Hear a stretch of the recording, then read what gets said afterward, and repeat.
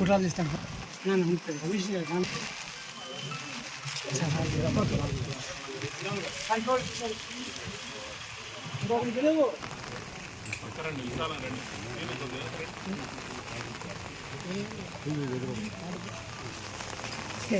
Okay okay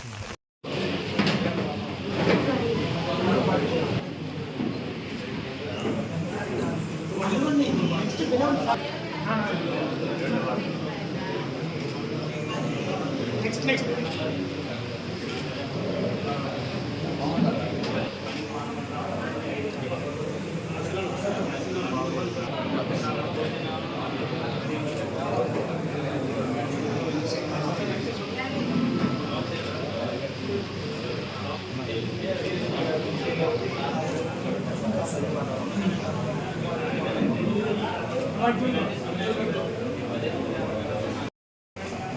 ఈ పెన్షన్ల పండుగ రేపు ఆదివారం కావడం వల్ల 31వ తారీఖు రోజు శనివారమే రాష్ట్ర వ్యాప్తంగా కూడా పంపిణీ చేయడం జరుగుతుంది. ఎన్డీఏ కూటమి ఇచ్చిన హామీలు నెరవేర్చే దానిలో భాగంగానే గతంలో ఉన్న పెన్షన్ని 3,000 రూపాయల పెన్షన్ 4,000 రూపాయలు చేయడం.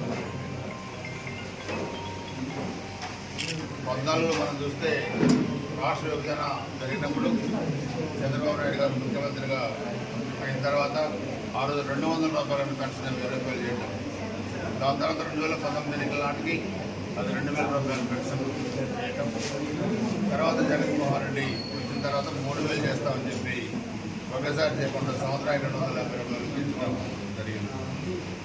సో దానిలో భాగంగా కూటమి అధికారంలోకి వచ్చిన తర్వాత ఏప్రిల్ నుంచి 2024 ఏప్రిల్ నుంచే దాన్ని అమల్లో తీసుకొచ్చి మొట్టమొదటి నెలలో మరి 7,000 రూపాయలు ఇవ్వడం జరిగింది. అప్పటి నుంచి ప్రతి నెలలో కూడా 4,000 రూపాయలు పెన్షన్ ఇవ్వడం జరిగింది.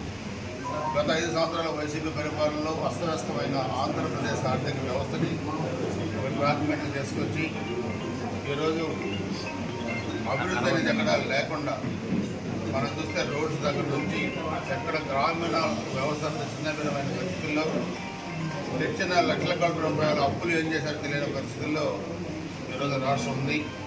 దాన్ని ఈరోజు చంద్రబాబు నాయుడు గారు, పవన్ కళ్యాణ్ గారు, అదేవిధంగా భారతీయ జనతా పార్టీ అందరం కూటమిలో కూడా ఈరోజు ఈ ప్రభుత్వాన్ని సమర్థవంతంగా ముందుకు తీసుకెళ్తూ గతంలో జరిగిన పొరపాట్లను సరిదిద్ది మరలా పేదవాడికి న్యాయం జరిగే విధంగా కూడా చేస్తూ ఉన్నారు. సో అందుకే ఈరోజు రాష్ట్ర వ్యాప్తంగా వర్షాలు ఉన్నా రేపట్లో ఆదివారం ఉద్యోగులు కూడా ఇబ్బంది పడకూడదని చెప్పి ఒక నిబద్ధతతో ఈరోజు వర్షం ఉండగానే ఈరోజు కూడా రాష్ట్ర వ్యాప్తంగా కూడా ఈ కార్యక్రమాన్ని కూడా చేపట్టడం జరిగింది. నిన్ననే వనమహోత్సవం కూడా చేసుకున్నాం. పచ్చని చెట్లు పర్యావరణాన్ని కూడా ప్రగతిగా మనం చూస్తాము. అందుకని రాబోయే 5 సంవత్సరాలు ఒక ప్రణాళికతో కూడా ముందుకెళ్లాల్సిన అవసరం ఉంది రాష్ట్రంలో.